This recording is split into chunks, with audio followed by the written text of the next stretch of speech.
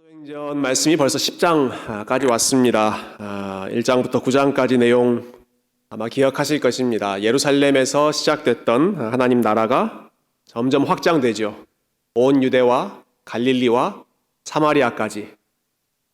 제가 지난주에 유대와 갈릴리와 사마리아 이 여러 번 이야기했는데 갈릴리 할 때 이 발음이 꼬이더라고요. 그래서 연습을 많이 했습니다. 유대와 갈릴리와 사마리아까지 하나님 말씀이 확장되고 그리고 교회가 세워지고 하나님 나라가 점점 왕성하게 퍼져나가는 장면.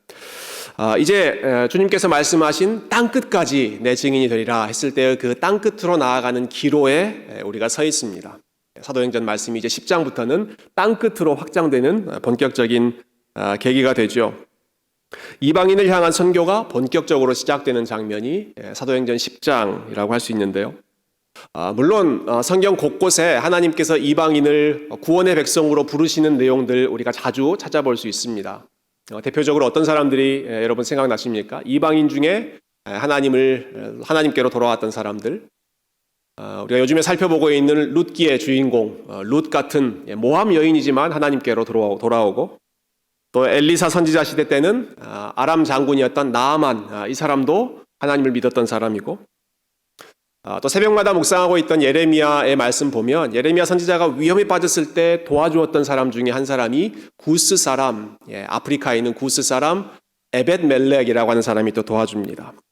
이미 우리가 사도행전 8장 말씀 볼 때 에디오피안 내시가 빌립의 전도를 받고 예수 그리스도를 믿고 기쁜 마음으로 돌아갔다, 세례도 받고 돌아가는 그러한 장면들 이미 살펴본 바 있습니다.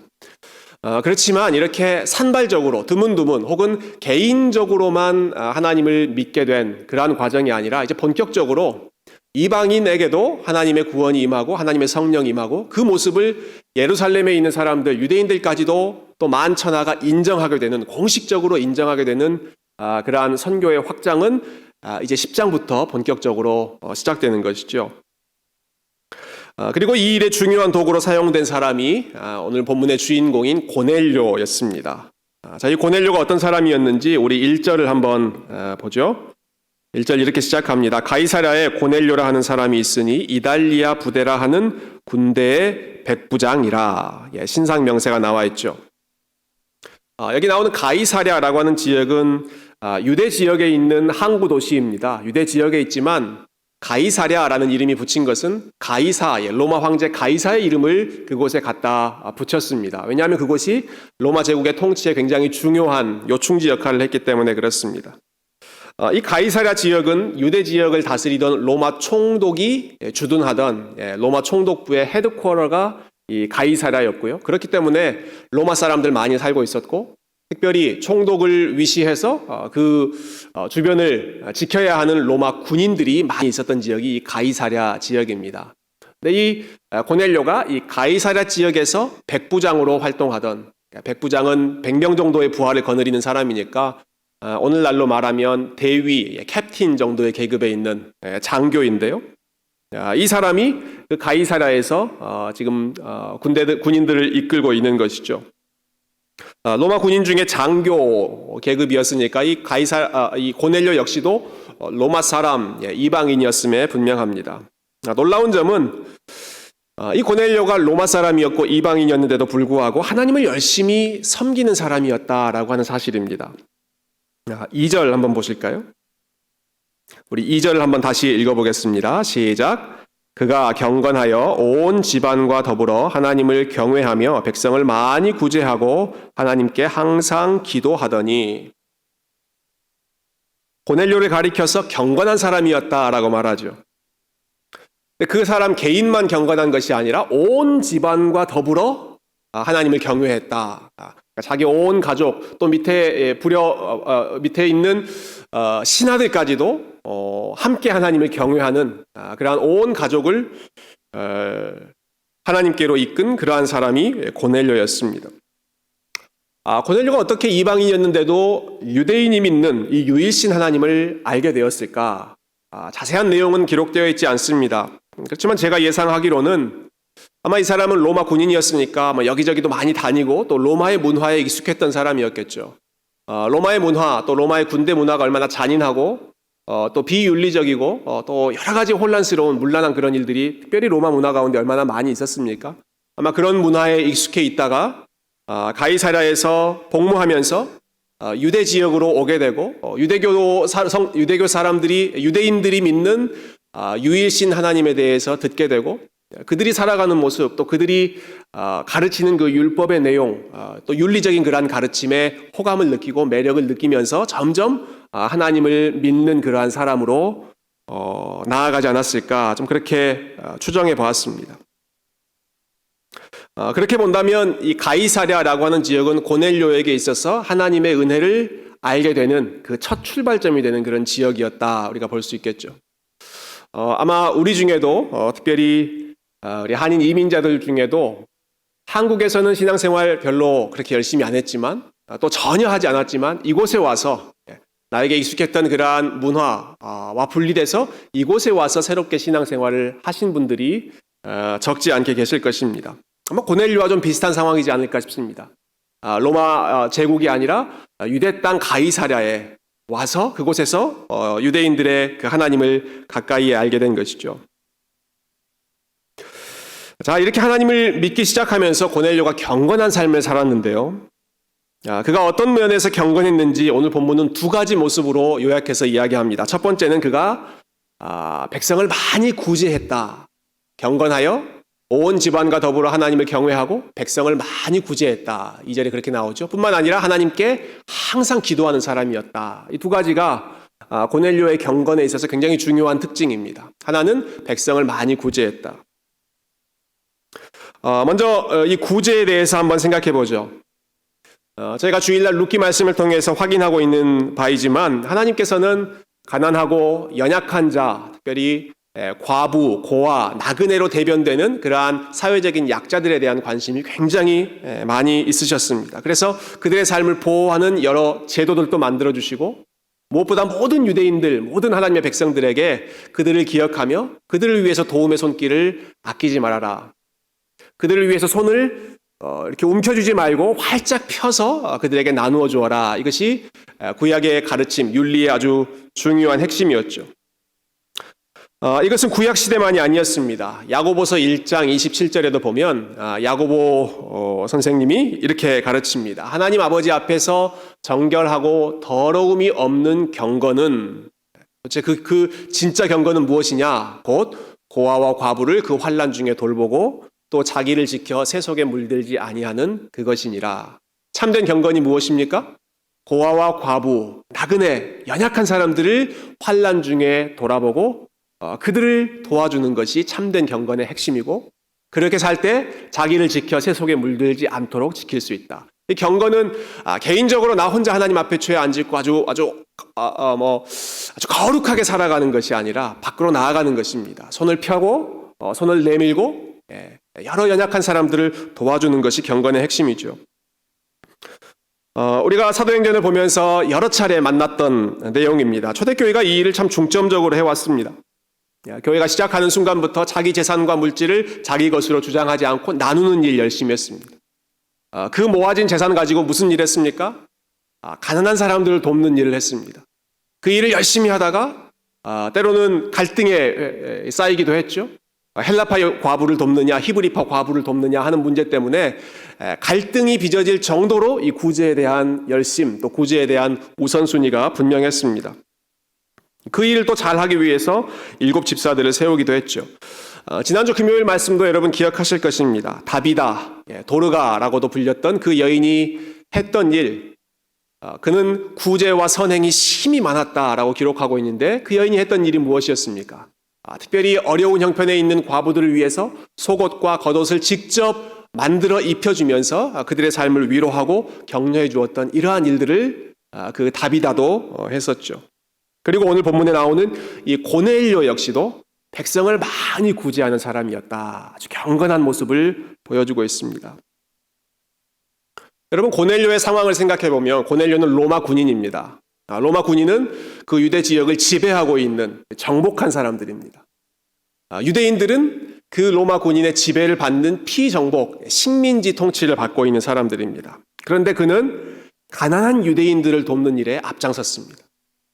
이것이 고넬료가 보여준 경건, 구제의 핵심이었습니다. 그것을 어떻게 할 수 있는가? 오늘 본문에 나오지 않지만 나중에 22절을 보면 베드로를 만난 사람들이 고넬료에 대해서 이렇게 평가합니다. 그 사람은 온 유대 족속이 다 칭찬하는 사람, 칭송하는 사람입니다. 이렇게 인정합니다. 로마 군인인데도 불구하고 온 유대인들이 다 존경하며 칭찬할 정도로 그만큼 유대인들을 돕는 일에, 특별히 가난한 이스라엘 백성들을 돕는 일에 마음을 쏟고 힘을 모았던 사람이 고넬료. 그는 백성을 많이 구제했던 사람이다. 이것이 경건의 첫 번째 특징이었습니다. 뿐만 아니라 두 번째로 고넬료에 대해서 말하기를 그는 항상 하나님께 기도하는 사람이었다. 이렇게 설명하고 있죠. 아마도 그가 이렇게 많은 사람들을 구제하며 섬기며 살 수 있었던 힘은 그가 하나님 앞에 항상 기도하는 사람이었기 때문에 그것으로부터 하나님께서 힘을 주시고 또 마음을 주셨을 거라고 생각합니다. 항상 기도했다. 그가 어떻게 기도했는가, 그의 기도 생활이 어땠는지를 우리가 잘 볼 수 있는 증거가 한 군데 있습니다. 여러분 3절 보시면 이렇게 되어 있죠. 하루는 제9시쯤 되어 환상 중에 밝히 봄에 하나님의 사자가 들어와 이르되 고넬료야 하니. 자, 이 장면은 이제 고넬료가 환상 중에 하나님의 천사를 만나고 하나님의 천사로부터 말씀을 듣는 그러한 장면입니다. 기도하는 중에 환상을 보았겠죠. 근데 이 일이 언제 일어났습니까? 몇 시에? 제9시에 일어났다. 여러분 9시면 몇 시입니까? 그러나 아침 9시가 아닙니다. 9시면 유대인들의 시간은 거기에 플러스 6을 해야 우리가 현재 사용하고 있는 시간입니다. 이 시간과 관련해서 좀 기억할 수 있는 사건은 우리 예수님께서 십자가에 달려 돌아가실 때 제3시에 십자가에 달리셨죠. 우리식으로 말하면 9시, 아침 9시. 그리고 제6시, 우리식으로 말하면 정오, 한낮 12시에 해가 빛을 잃고 흑암이 3시간 동안 뒤덮였습니다. 그리고 제9시에 숨을 거두시죠. 그러니까 제9시는 오후 3시입니다. 오후 3시. 근데 지금 고넬료가 환상을 본 시간, 그러니까 제9시는 오후 3시입니다. 그가 오후 3시에 기도하는 사람이었다. 여러분 오후 3시에 주로 무슨 일을 하십니까? 오후 3시에 무슨 일을 하십니까? 골프를 치시는 분들도 계실 거고요. 열심히 일을 하시는 분들도 계시고 여러 가지 다양한 활동을 하시는 분들도 계시겠죠. 여러분 고넬료가 오후 3시에 환상을 봤다는 것은 그는 오후 3시에 기도하는 사람이었다라고 하는 것을 의미합니다. 예전에 어떤 목사님의 사도행전 강의 책을 읽으면서 그 목사님이 이분에 주목해서 이렇게 설명하시더라고요. 고넬료는 직장에서 한참 일하는 그 순간에도 계속해서 기도하는 사람이었다. 제가 그 설명을 드리면서 굉장히 큰 은혜를 받고 도전을 받았던 기억이 납니다. 근데 제가 이번에 본문을 다시 읽어보니까 그때가 직장은 아니었던 것 같아요. 나중에 이제 베드로를 만났을 때 고넬료가 이렇게 이야기하거든요. 내가 제9시에 내 집에서 기도할 때 환상을 보았습니다. 이렇게 이야기합니다. 그러니까 아마 그날은 고넬료가 일하지 않는 아마 집에서 좀 하루 정도 쉬고 있는 그런 날이었을지 모르겠습니다. 집에서 기도하고 있는 중에 하나님의 환상을 보았다. 그 시간이 직장에서 일하든 아니면 집에서 쉬는 시간이든 여러분 오후 3시는 기도하기에 그렇게 좋은 그런 시간은 아닙니다. 집에서 쉬고 있는 여유가 생기는 그러한 날이었다면 그 하루를 기도하는 시간에 보내는 것은 사실 더더욱 어려운 일입니다. 오후 3시 아주 몸이 느슨해지고 좀 나태해지는 참 푹 누워서 쉬고 싶은 그러한 시간에 고넬료는 기도했다. 그는 항상 기도하는 사람이었다라고 하는 것을 단적으로 보여주는 부분이죠. 여러분 우리가 기도하기에 가장 좋은 시간은 언제일까요? 여러분 언제가 기도하시기에 좋은 시간이십니까? 우리가 기도하기에 좋은 시간은 없습니다. 여러분 기도하기 좋은 시간은 없습니다. 무슨 핑계가 들고 또 이러한 일을 해야 되고 여러 가지 그 기도에 장애물이 생기죠. 저희가 지난 화요일 양육반에 함께 나눴던 주제가 기도였는데요. 오랫동안 목회하시고 지금은 은퇴하셨습니다마는 빌 하이벨스라고 하는 목사님께서 기도가 얼마나 어려운 일인지를 이렇게 지적하신 적이 있습니다. 기도는 부자연스러운 것이다. 자연스러운 것이 아닙니다. 기도는 인간의 자율성에 대한 도전이요, 독립적인 삶에 대한 고발이다. 단호하게 자기 나름대로의 길을 가고 있는 바쁜 사람들에게 기도는 매우 황당한 방해꾼이 아닐 수 없다. 기도는 인간의 본성에 자연스럽게 나올 수 있는 것이 아니라는 것입니다. 왜냐하면 모두가 능동적으로 스스로의 능력, 스스로의 지혜, 그리고 스스로의 힘을 의지해서 살아가고 싶은데 그것이 자율적인 인간의 본성인데 기도는 뭘 하는 겁니까? 나의 능력을 내려놓고 하나님의 지혜, 하나님의 능력, 하나님의 은혜를 구하면서 그것을 힘입어 내가 살겠다. 이것을 고백하는 것이 기도이지 않습니까? 그러니까 자연적으로 내 힘대로 또 내 지혜대로 살아가겠다라고 생각하는 사람에게는 그 시간이 아침이든 저녁이든 오후든 어느 시간을 막론하고 기도하기에 쉬운 시간은 결코 없습니다. 종교개혁가였던 존 칼빈 목사님은 또 기도에 대해서 이렇게 말씀하신 적이 있어요. 사람들이 기도하지 않는 가장 큰 이유는 자신의 결핍을 느끼지 않기 때문이다. 저는 이 지적이 가장 정확한, 우리가 기도하지 않는 이유에 대한 가장 정확한 분석이라고 생각합니다. 우리가 기도하지 않는 이유는 절박함을 느끼지 않기 때문입니다. 내가 절박하다는 사실을 느끼지 않고 그것을 인정하지 않기 때문입니다. 하나님이 도와주시면 좋고, 도와주지 않으면 그래도 그럭저럭 살아가고 이런 마음으로 있는 사람에게 수시로 하나님 앞에 무릎 꿇고 기도하는 그러한 삶이 나오기가 어렵겠죠. 하나님의 도움 없이도 어느 정도 내가 살 수 있다라고 하는 근거 없는 자신감, 소위 근자감이라고 요즘에 많이 부르던데요. 근거 없는 자신감을 가지고 사는 사람에게 기도하는 삶은 나타나기가 어렵습니다. 여러분, 그러나 우리의 믿음이 성장한다라고 하는 것이 어떠한 의미인지를 우리가 다시 기억하면 좋겠습니다. 그것은 나의 믿음이 성장했으니까, 내가 이만큼 믿음이 있으니까 이제는 이 믿음으로 내가 힘있게 살 수 있겠다. 그것이 아니라 우리의 믿음이 성장한다라고 하는 것은 나 자신이 얼마나 절박한 사람인지, 얼마나 부족한 사람인지, 나에게 얼마나 큰 결핍이 있는지를 더 분명하게 바라보고 더 깊이 느끼고, 그래서 더 하나님 앞에 매달리며 살지 않으면 안 되는 그러한 삶이 믿음이 성장하는 그러한 삶이죠. 쉬지 않고 기도하라라고 하는 말씀은 24시간 하루도 한 시간도 가만히 있지 말고 기도하라는 그러한 어떤 물리적인 시간적인 의미가 아니라 쉬지 않고 하나님의 은혜를 의지하지 않으면 나는 설 수 없고 나는 승리할 수 없고 나는 하나님의 사람으로 성공할 수 없다는 그러한 절박한 마음, 겸손한 마음으로 살아가라는 뜻입니다. 아침에도 하나님의 은혜를 구하고 혹은 오후 3시가 되었든 어느 시간이 되었든지 간에 하나님의 지혜를 구하면서 살아가는 삶, 항상 기도하는 삶, 그것이 고넬료가 보여주었던 경건한 삶의 특징이고 그리고 우리의 삶에 나타나야 할 경건하고 하나님을 경외하는 삶의 중요한 특징인 줄로 믿습니다. 저희가 이제 돌아오는 25일 주일을 시작으로 다음 주입니다. 이번 주 말고 다음 주죠. 임직식을 하게 됩니다. 저희가 10월에는 안수집사 임직식을 먼저 하고요. 11월에는 권사 임직식, 그리고 또 내년 3월에는 모든 과정이 순탄하게 진행되면 이제 장로 임직식을 3번에 걸쳐서 이렇게 시리즈로 하게 됩니다. 코로나라고 하는 이러한 독특한 상황으로 인해서 한 번에 하지 못하고 좀 나눠서 하게 되었습니다만은 저는 생각해 보니까 이렇게 나눠서 하는 것이 어떤 면에서는 참 하나님 앞에 우리가 감사할 제목이다라는 생각이 들었습니다.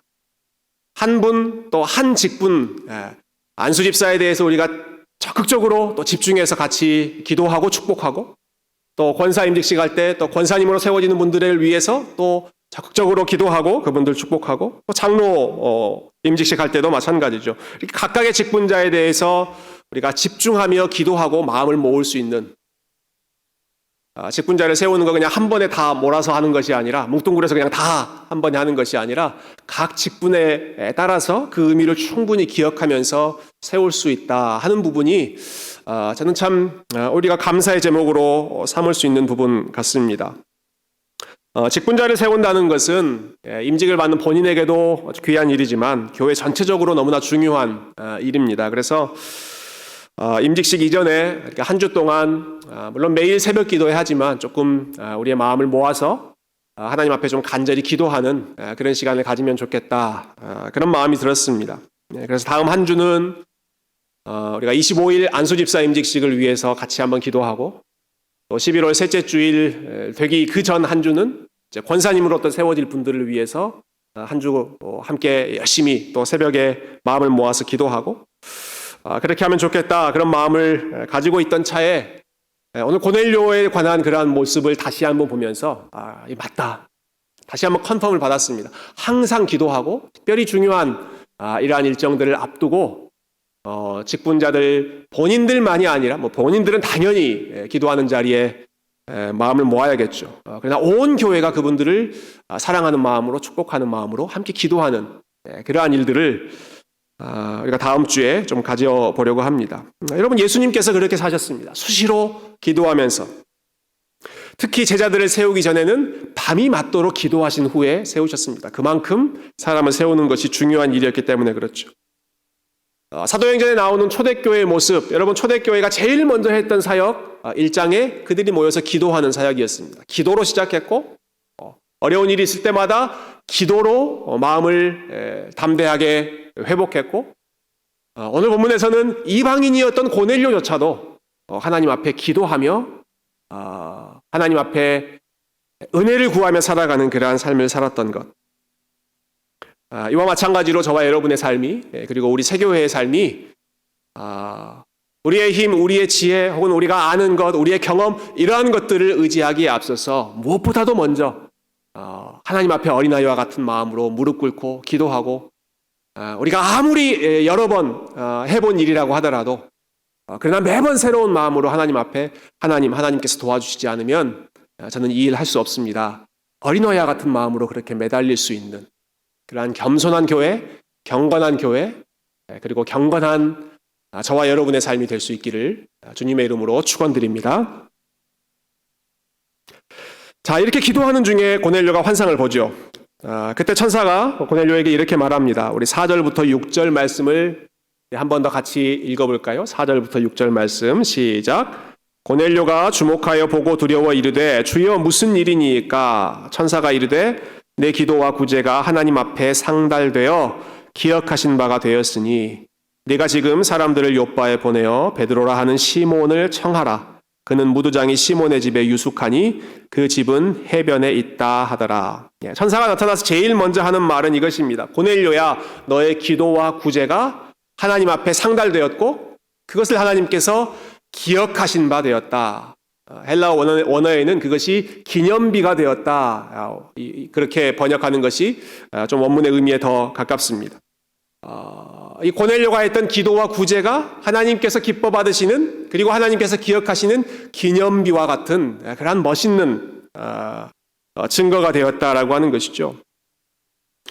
좀 주목할 점은 기도와 구제가 이렇게 한 쌍으로 묶여서 지금 계속 나오고 있다는 것입니다. 고넬료가 구제에 힘썼다. 그는 항상 기도하는 사람이었다. 천사가 나타나서 하는 말도 너의 기도와 구제가 하나님 앞에 상달되었다. 이 두 가지가 분리되지 않는 일이라는 사실이죠.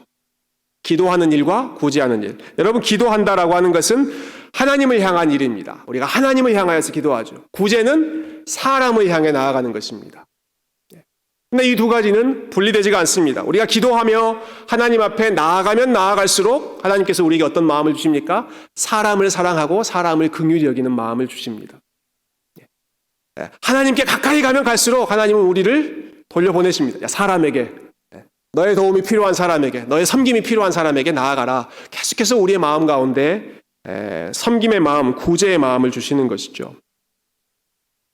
그래서 가난한 사람, 연약한 사람을 섬기는 삶으로 나아가도록 기도할 때마다 하나님께서 우리의 마음을 그렇게 이끄십니다.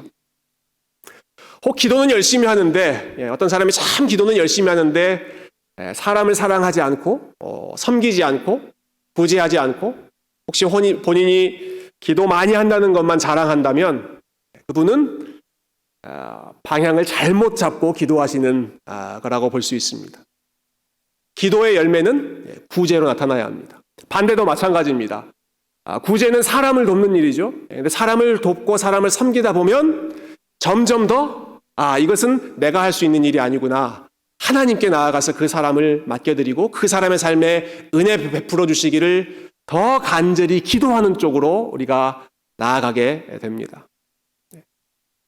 어떤 경우에는 사람들을 섬기면서 좀 상처받고 서운한 마음이 있어서 그 마음을 토로하기 위해 하나님 앞에 나아가기도 하고, 또 어떤 경우에는 정말 섬기면 섬길수록 구제하면 구제할수록 그 사람이 더 참 사랑스럽고 그러나 내가 해줄 수 있는 것은 그렇게 많지 않고 그래서 하나님 앞에 기도하는 것 외에는 내가 섬길 수 있는 방법이 없구나. 그래서 더 열심히 하나님 앞에 간절히 나아가는 것이죠.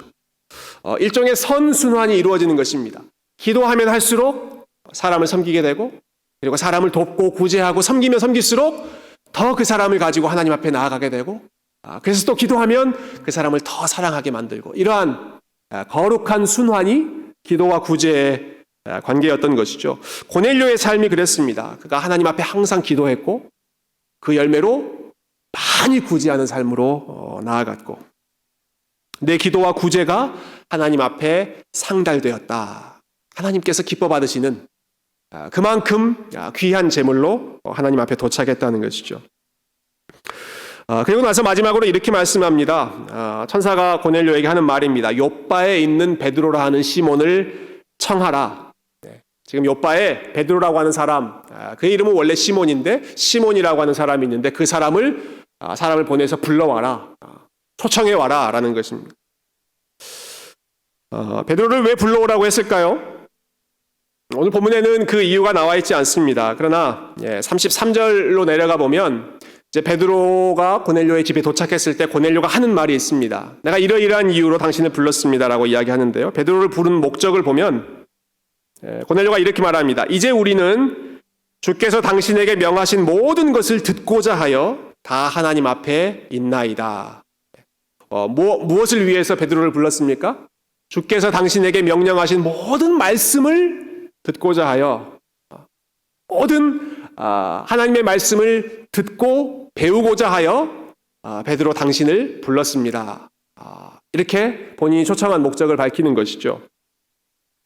이미 고넬료가 하나님을 아는 유일신 하나님을 아는 사람이었지만 그냥 아직 예수 그리스도가 어떤 분이신지 그리고 예수 그리스도가 유일한 구원의 길이다라고 하는 사실까지는 아직 알지 못하는 그러한 사람이었습니다.